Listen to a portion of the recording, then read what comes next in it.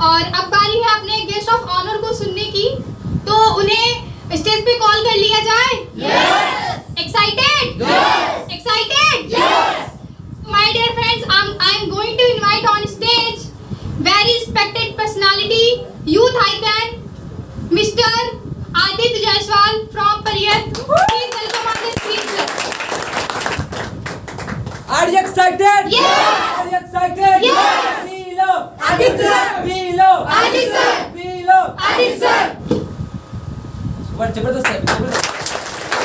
Excited? Excited? Excited?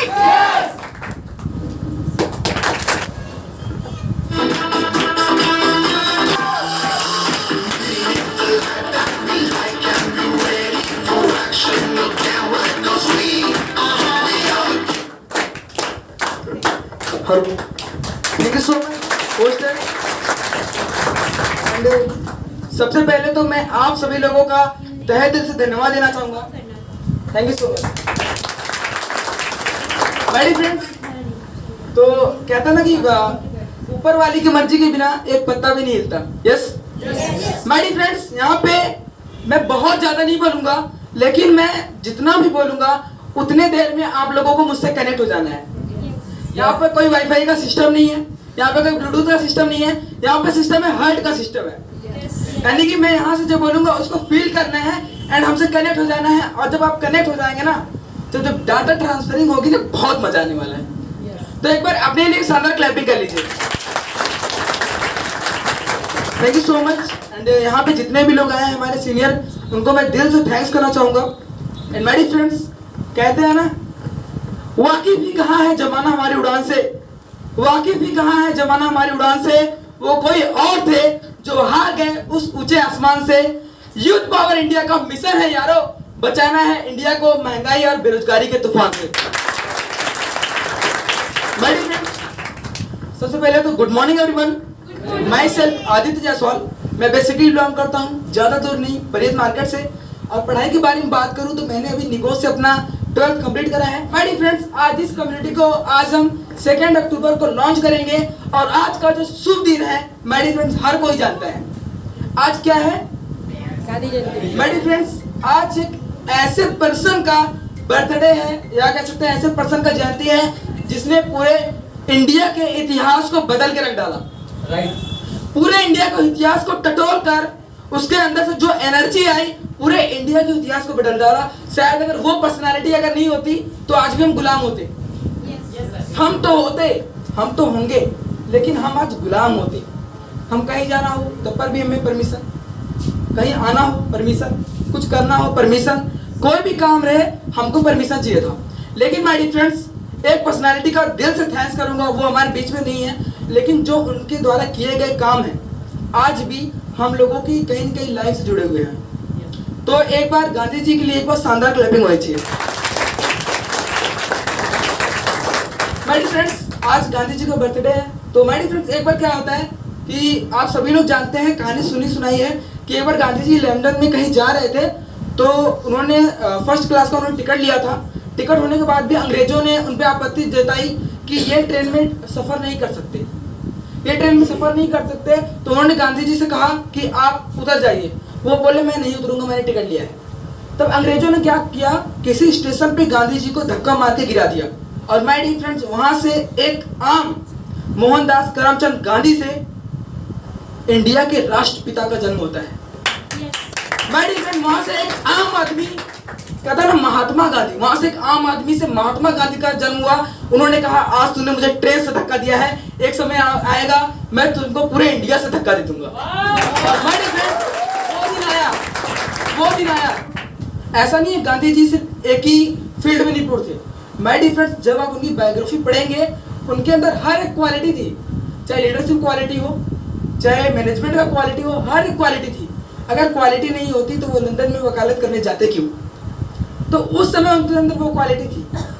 जब उन्होंने ये सारी चीजें कर दी, जब वो वहाँ से आए तो उन्होंने अपना बहुत सारे आंदोलन किए, असहयोग आंदोलन, उसके बाद भारत छोड़ो आंदोलन, बहुत सारे उन्होंने आंदोलन किए, जिसके हिसाब से उन्होंने जो अंग्रेज थे उनको बाहर कर दिया।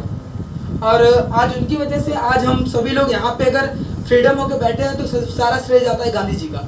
ऐसा नहीं है, इनके काम में बहुत लोगों का सहयोग था, उनको भी मेरा दिल से मैं धन्यवाद करना चाहूँगा। माय डियर फ्रेंड्स, अब आप बात आते हैं यहाँ पे, अब हम बारी है जहाँ पे हमें वहाँ की बात करते हैं। माय डियर फ्रेंड्स, आज यूथ पावर इंडिया हम लोगों ने एक मिशन लॉन्च किया है। यहाँ पे लिखा गया है a mission to create youth unstoppable, यानी हमें जितने भी यूथ है हमें उन्हें अजेय बनाना है। माय डियर फ्रेंड्स, यहाँ पे कुछ होता है ना, कुछ लोग सोच रहे होंगे हम तो यूथ नहीं है, क्योंकि हमारे बीच में कुछ सीनियर बैठे हैं तो सोच रहे हम तो यूथ नहीं है, हमारा क्या काम। लेकिन माय डियर फ्रेंड्स, यूथ वो नहीं होता जिसकी एज हम लोगों की एज की जैसी हो। यूथ उसे नहीं कहते। एक बंदा अगर उसके अंदर 50 साल का भी है, अगर उसके अंदर वो एनर्जी है, वो यूथ वाला काम कर रहा है, तो वो भी एक यूथ है। क्या बात है। तो यहाँ पे किसी को कम नहीं समझना है, सब यहाँ पे यूथ है, चाहे जो हो यहाँ पे।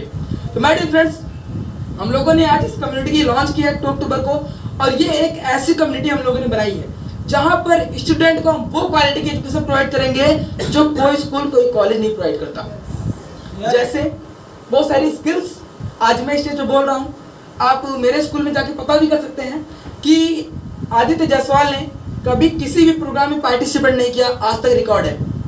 ये मेरी लाइफ की हिस्ट्री है, समझ लीजिए। मैंने किसी भी कॉलेज में मैं कभी गाना गाने के लिए खड़ा नहीं हुआ, क्योंकि अपने अंदर एक हेजिटेशन था, और ज़्यादातर स्टूडेंट साथ वही होता है, ज़्यादातर क्या 100% स्टूडेंट साथ वही होता है। और माय डियर फ्रेंड्स, उस हेजिटेशन के कारण से वो बंदा खुद को प्रेजेंट नहीं कर पाता। लेकिन माय डियर फ्रेंड्स, अगर उस हेजिटेशन को दूर करना हो, अगर वहाँ से इस स्टेज तक का सफर तय करना हो, तो वो स्किल्स आपके पास होनी चाहिए जो एक इंसान के पास होती है। आपके पास अगर वो सारी स्किल्स हैं, presentation skills, stage performance, anchoring, hosting, thanks करना चाहूँगा इंद्रेश सर का, सौम्या मैम का, जो इतनी अच्छे तरीके से यहाँ पे एंकरिंग करी, एंड उसके साथ साथ बहुत सारे लीडर्स, बहुत सारे चैंपियन यहाँ पे आए जिन्होंने अपना इंट्रोडक्शन दिया। माय डियर फ्रेंड्स, उन्होंने भी वहाँ से यहाँ तक आने में बहुत सारा संघर्ष किया। कुछ लोग होते हैं बोलते हैं, सर एक कहानी बताता हूँ छोटी सी, बहुत बड़ी मजेदार है, इसको समझने की कोशिश करिएगा।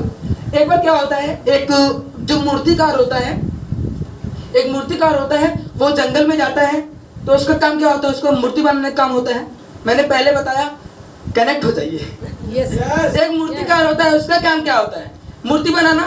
यस माय डियर फ्रेंड्स, वो जंगल में जाता है, 2 बड़े बड़े पत्थरों को सिलेक्ट करता है, उसको लेकर आता है अपने यहाँ पे। तो कहता है, उसने सोचा, उसको मूर्ति का ऑर्डर आया था, उसने कहा चलो अच्छी मूर्तियां बनाते हैं। तो माय डियर फ्रेंड्स, उसने मूर्ति बनानी शुरू की।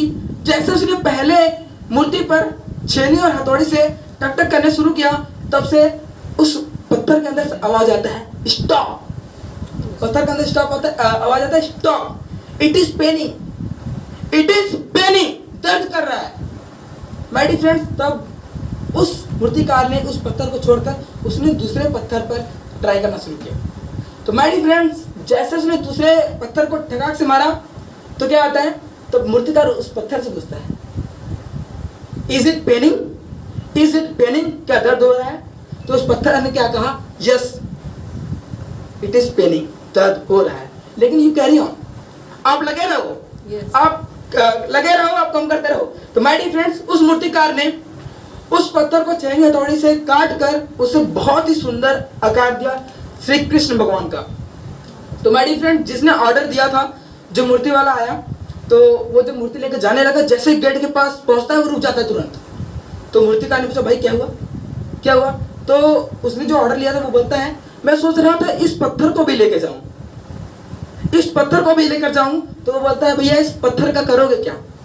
तो वो बोलता है कि ये जो मूर्ति बनी है, इसको मैं मंदिर में बिठाऊंगा, और जो ये पत्थर है ना, इसको मैं गेट के सामने रखूंगा, और यहाँ पे लोग नारियल फोड़ेंगे।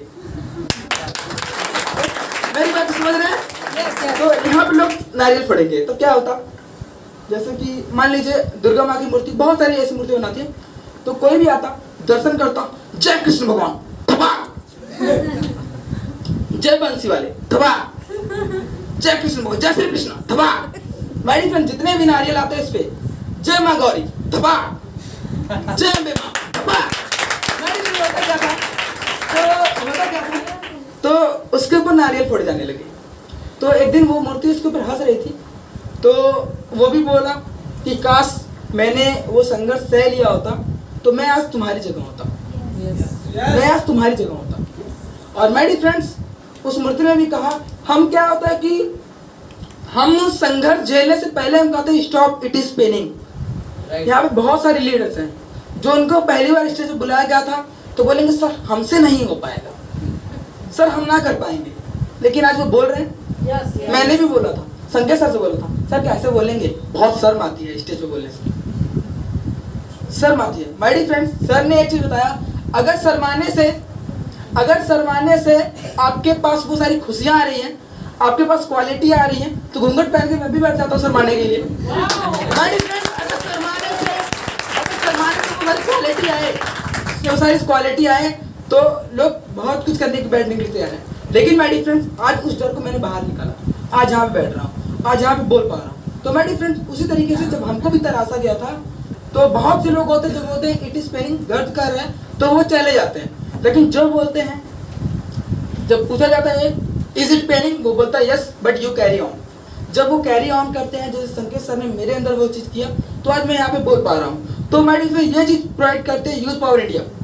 ये एक ऐसी कम्युनिटी है, यहाँ पे हम स्टूडेंट्स को वो सारी क्वालिटी प्रोवाइड करेंगे जो एक स्टूडेंट की जरूरत होती है। माय डियर फ्रेंड्स, आज कहीं ना कहीं बात करें तो आज अगर रियलिटी देखी जाए तो यहाँ पे छोटे छोटे बच्चे बैठे हैं, कुछ बड़े बच्चे बैठे हैं, तो हमको लाइफ में करना क्या होता है, हम ये सेट नहीं करते, हमको हमारा टारगेट नहीं सेट होता।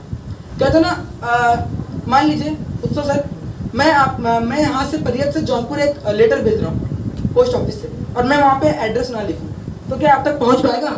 नहीं पहुँच पाएगा। कहते हैं ना, तो वो गोल गोल घूमता रह जाएगा। जब किसी चीज का गोल ही नहीं होता तो सिर्फ गोल गोल घूमता रह जाता है। उसी तरीके से हमारी लाइफ भी होती है। हमारी लाइफ में अगर हमारा भी एक सही एड्रेस डिसाइड ना हो, हमारी भी एक सही गोल डिसाइड ना हो ना, तो हम भी गोल गोल घूमते रह जाएंगे और लाइफ में कुछ कर नहीं सकते। आप बहुत सारे एग्जाम्पल पढ़ेंगे आपके मार्केट में, आप देख लीजिए, जिन्होंने अपना गोल सेट नहीं किया हमें लाइफ में करना क्या है, आज वो ऐसे टहल रहे हैं। लेकिन माय डियर फ्रेंड, जिन्होंने गोल सेट किया कि मुझे आईएएस बनना है, मुझे आर्मी में जाना है, मुझे पीसीएस बनना है, उन्होंने सेट किया, भले देर लगी, क्योंकि कामयाबी एक दिन में नहीं मिलती लेकिन एक दिन जरूर मिलती है। माय डियर फ्रेंड, भले देर लगी लेकिन उन्होंने उस गोल को हिट किया, उस गोल को हिट किया। तो माय डियर फ्रेंड, सबसे बड़ी चीज, स्टूडेंट्स के पास गोल नहीं होता। जब तक गोल नहीं होगा वो कुछ नहीं कर सकता, क्योंकि मेरे अंदर भी कोई गोल नहीं था, मेरे अंदर भी कोई गोल नहीं था। आज एक चीज है सबके अंदर कॉमन है, क्या करना भैया, पढ़ना है, लिखना है, सरकारी नौकरी लेनी है। सरकारी नौकरी लेनी है, पढ़ना है, लिखना है, सरकारी नौकरी लेनी है। माय डियर फ्रेंड्स, लोग बोलते हैं आज बहुत से लोग बेरोजगार हैं, तो जॉब बहुत सारे हैं इंडिया में, लेकिन माय डियर फ्रेंड्स, इंडिया में जॉब बहुत सारे हैं, आप कहीं ढूंढोगे आपको जॉब मिल जाएगा, लेकिन सरकारी नौकरी को ही जब तक आप रोजगार समझोगे तब तक दुनिया में बेरोजगारी बढ़ती चली जाएगी। आज अगर ऐसा है तो मुकेश अंबानी भी एक बेरोजगार है, जो कि वर्ल्ड का टॉप 10 बिलियनियर में आता है, एशिया महाद्वीप का सबसे अमीर इंसान है, आज भी वो बेरोजगार है। रतन टाटा को हर कोई जानता है, जिसके नाम की हर घर में नमक आती है, कहाँ होती है हर एक चीज, तो आज भी वो बेरोजगार है।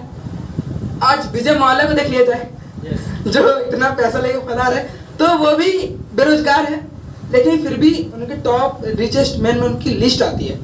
ये हमारे मन की सोच होती है। कहता ना कि मैं यहाँ पे आपको मोटिवेट नहीं कर रहा हूँ, क्योंकि अगर मैं यहाँ से बाहरी मोटिवेट कर दूं तो हो सकता है ये मोटिवेशन खत्म हो सकता है, जो आउटसाइड का मोटिवेशन है वो खत्म हो सकता है, लेकिन जिस दिन आप इनसाइड मोटिवेट हो गए, अंदर से मोटिवेट हो गए, यस कुछ करना है लाइफ में, न कि जॉब, कुछ एक्स्ट्रा करना है, जिस दिन आप अंदर से मोटिवेटेड हो गए उस दिन आपको कोई रोक नहीं सकता। माय डियर फ्रेंड्स, एक एग्जांपल देना चाहूंगा, अगर मैंने हाथ पे टैटू करा ली तो क्या मैं उसको मिटा सकता हूँ? कनेक्ट हो जाइए। मैंने हाथ पे टैटू कर लिया तो क्या उसको मिटा सकता हूँ? नहीं मिटा सकता ना। साबुन से धोऊं मिट जाएगा? नहीं मिटेगा। पानी डाल मिट जाएगा? वो तभी हट सकता है जब उसकी सर्जरी हो, उस जगह की सर्जरी हो तभी मिट सकता है। यस, लेकिन माय डियर फ्रेंड्स, अगर जिस दिन इस माइंड पे टैटू हो गया ना, उसको कोई नहीं हटा सकता। तो उसी तरीके से जो बाहरी चीज है उसको हटा सकते हैं, लेकिन जिस दिन इनसाइड मोटिवेशन आ गया ना कि यस अब करना है, अब ये चीज इस गोल को पाना है, तो हम उस चीज को पा सकते हैं।